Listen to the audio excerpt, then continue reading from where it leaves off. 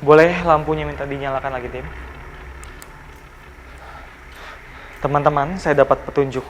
Dia belum jauh dari sini. Dia ada di sebelah sana.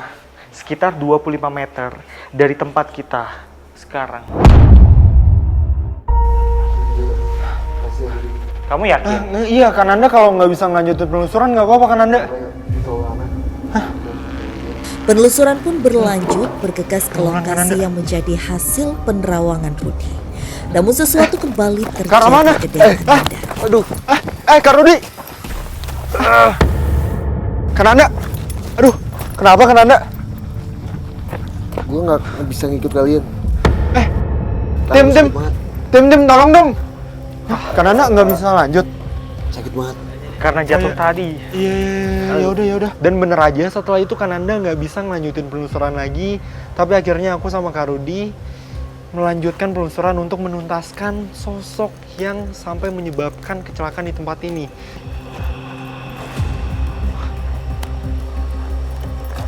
Sebelah sini. Pelan-pelan Kak Rudi! Aduh!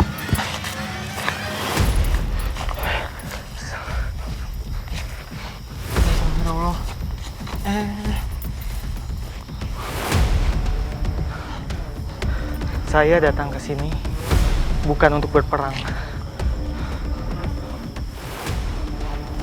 Saya mau tanya baik-baik. Aduh, Kak Rudi, hati-hati. Hei!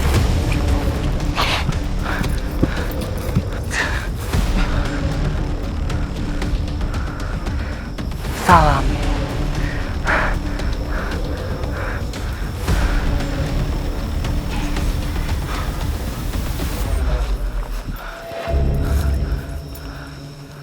Saya datang bukan untuk perang.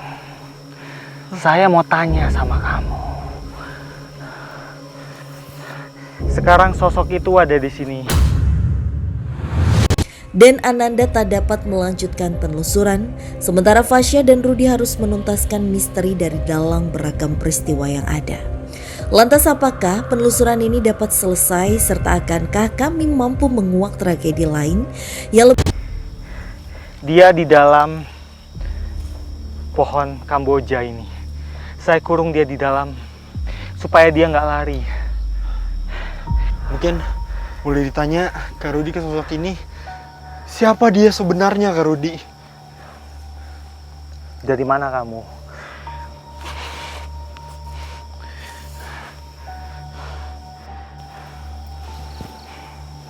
Air. Air apa? Sungai. Sungai.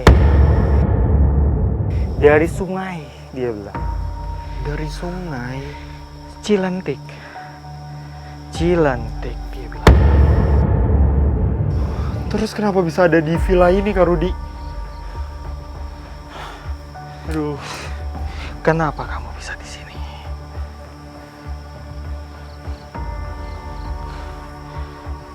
Dia datang ke sini, kemudian dia menguasai wilayah ini. Dia nggak suka Sungai Cilentik itu jadi berubah karena manusia. Manusia sudah mengubah Sungai Cilentik. Sebentar, mengubah tuh maksudnya apa ya Kak Rudi? Mengubah apa? Hah? Mengubah apa?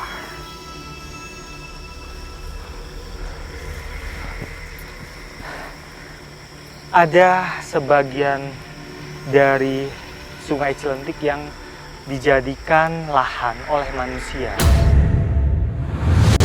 Dan itu membuat dia nggak senang. Oke, dan imbasnya itu ke sini ya, Kak Rudi? Atau gimana? Iya, dia bilang seperti itu. Oke. Aduh, Mas Kak Rudi. Ayo, mau kabur ya? Sebentar, saya belum selesai bicara.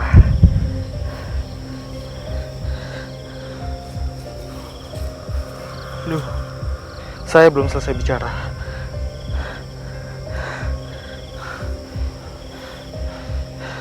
oke. Soal Ibu Ratih itu,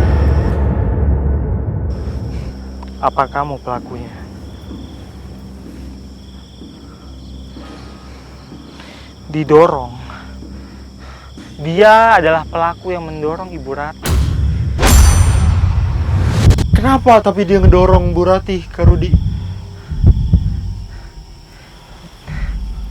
Dia ada masalah dengan Ibu Ratih.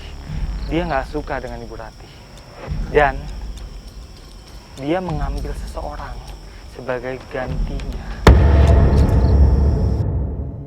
Apakah itu yang dimaksud oleh sosok sebelumnya yang kita temui, Kak Rudi? Seseorang siapa?